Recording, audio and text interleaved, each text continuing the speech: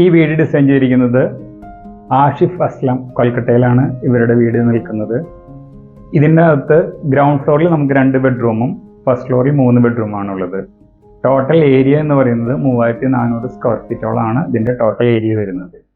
ഇത് ഈ വീടിൻ്റെ മൊത്തം വിഡ്ത്ത് 50 ഫീറ്റിലാണ് നിർത്തിയിരിക്കുന്നത്.